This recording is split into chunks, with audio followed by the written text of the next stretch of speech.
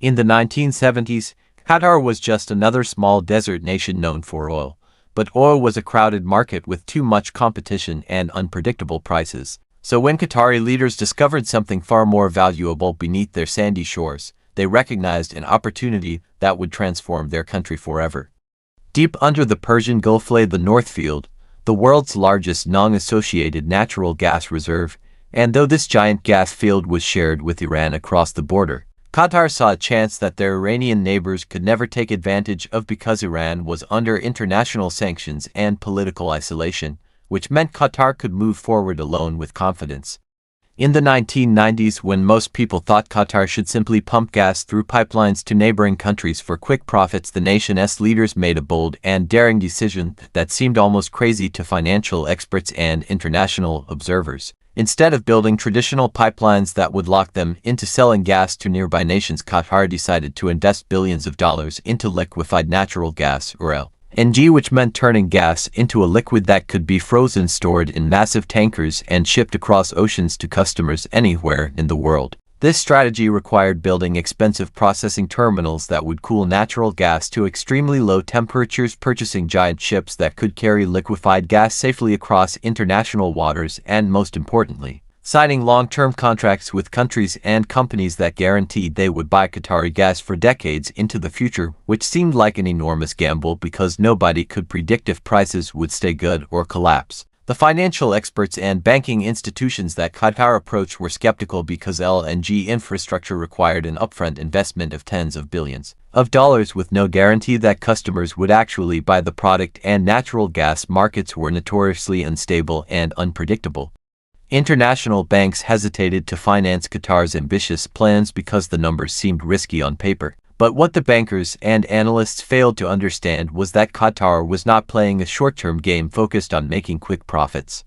Instead, the Qatari government and its business leaders were thinking decades ahead, understanding that by building massive LNG infrastructure and signing long-term supply contracts, they would be creating capital lock-in, which means that once customers became dependent on Qatari gas, they would be locked in for years and years, unable to easily switch to other suppliers. Then disaster struck in 1997 when Asia experienced a major financial crisis that sent shock waves across the entire region and caused energy demand to crash suddenly, which meant that the global price of natural gas fell dramatically, and critics around the world said that Qatar had made a terrible mistake by investing so much money in LNG terminals and infrastructure that might never be fully used. Newspapers ran headlines questioning Qatar's judgment, and financial analysts published reports suggesting that the country had overbuilt its capacity and wasted enormous national resources on an infrastructure project that would not generate sufficient returns. But the Qatari leadership stayed quiet and did not panic or change course because they understood something fundamental about long-term strategy that their critics did not grasp.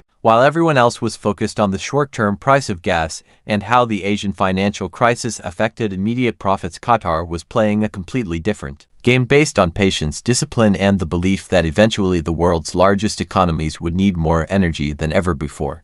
The country continued investing in its LNG infrastructure, completed its terminals, built its fleet of tanker ships, and honored its long-term contracts even when prices were unfavorable, because this created a reputation for reliability that would prove invaluable in the years to come. Qatar's bet was not about the next year or even the next 5 years, it was about the next 20 or 30 years when global energy demand would skyrocket, and when having a secure, reliable source of liquefied natural gas would become more valuable than almost any other commodity on Earth. Fast forward to the 2000s, and everything changed in ways that vindicated Qatar's patience and strategic vision.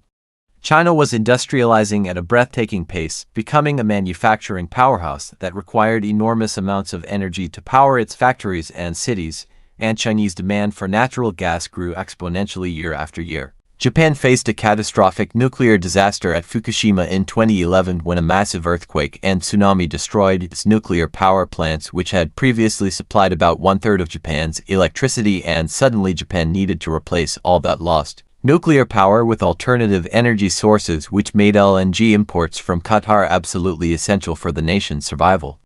South Korea expanded its manufacturing sector and became a major consumer of LNG. India also began rapid industrialization and started importing more LNG to fuel its growing economy.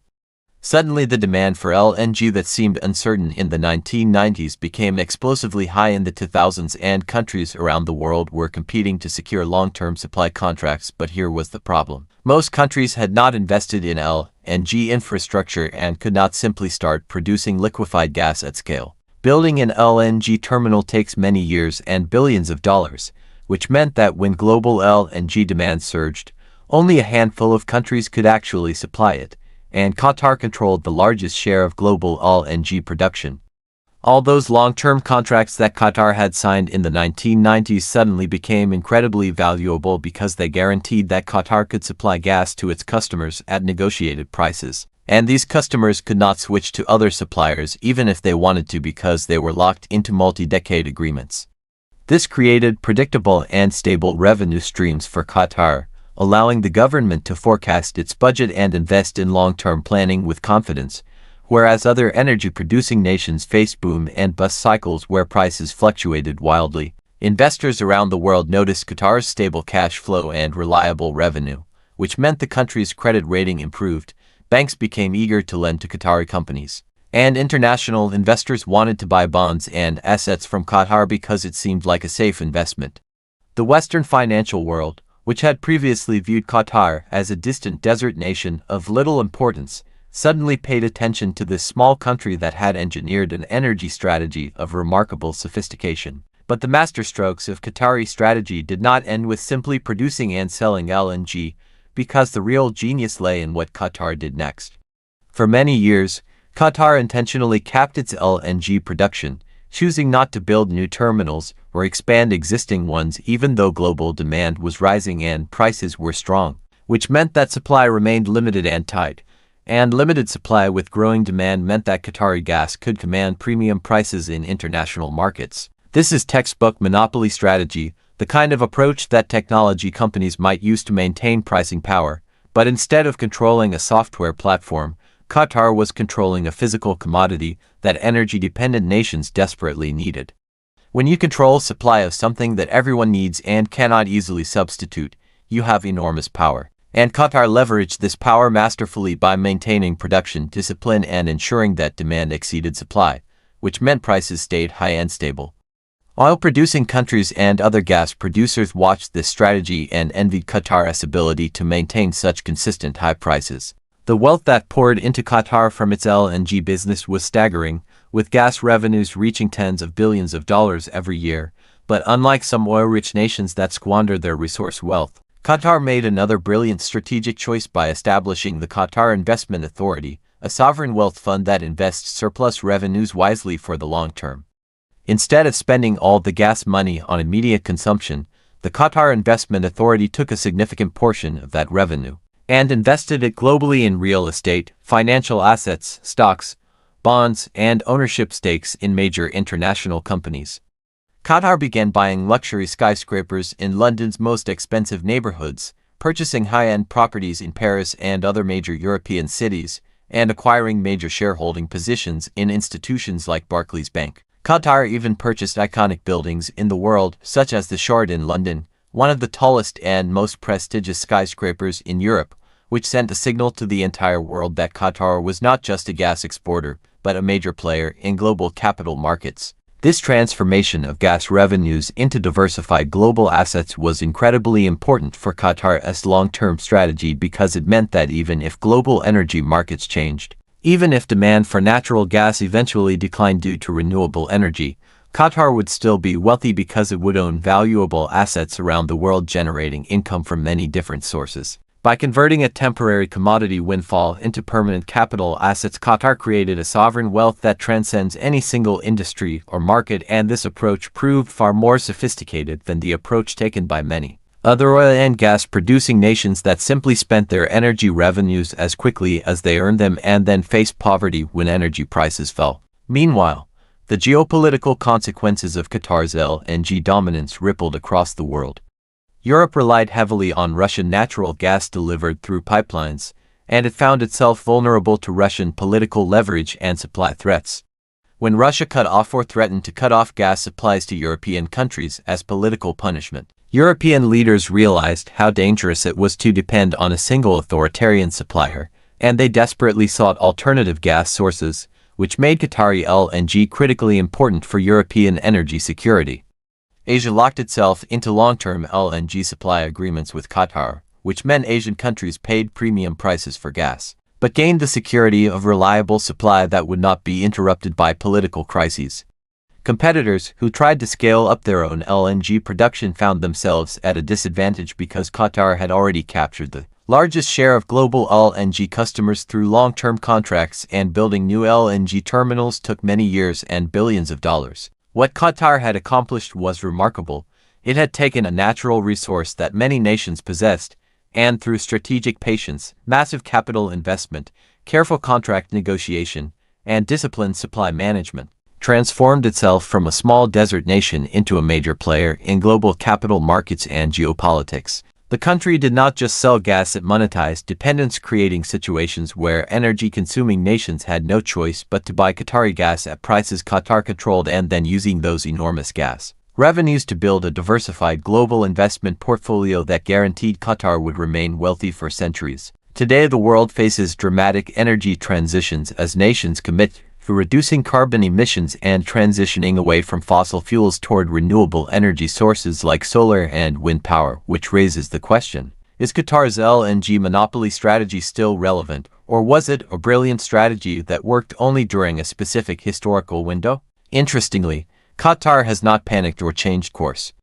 Instead, the country is investing billions in new LNG capacity, planning to expand its production, and doubling down on its bet that natural gas will remain critical for global energy for decades to come. Qatar's leaders believe that even as the world transitions toward renewables, natural gas will play an important transitional role and provide reliable electricity during the years when renewable capacity is being built out. Additionally, natural gas is used for heating buildings, powering industrial processes, and producing chemicals and fertilizers, which means demand for gas will likely persist even as coal and oil decline. Qatar's strategy reveals several timeless truths about wealth, power, and capital in the modern world. First, infrastructure is power, and whoever controls the physical infrastructure that moves critical resources or provides essential services has enormous leverage and pricing power over customers. Second, long-term contracts and predictable cash flows are more valuable than speculation about future price movements, because stability allows for intelligent planning, attracts investors, enables credit access, and creates compound wealth over time. Third, converting temporary windfalls from natural resource extraction into permanent diversified global assets is far wiser than spending those windfalls immediately. Fourth, geopolitical leverage comes from controlling supply of things that nations desperately need, which is why energy, food, microchips, and rare earth minerals give nations that produce them enormous global influence. The story of Qatar's rise from a small regional player to a major actor in global capital markets is a story about strategic patience, disciplined capital allocation, long-term thinking, and understanding how to convert natural advantages into permanent structural advantages that persist over decades and centuries. It is a story that reveals how modern wealth and power are built not through quick profits or speculation, but through creating and controlling essential infrastructure, maintaining monopolistic positions through control of supply, making wise long-term investments, and converting temporary windfalls into permanent global assets. As the world continues to change and energy markets evolve, Qatar's approach and the fundamental truths it demonstrates will likely remain relevant for students of economics, business, and international relations for generations to come.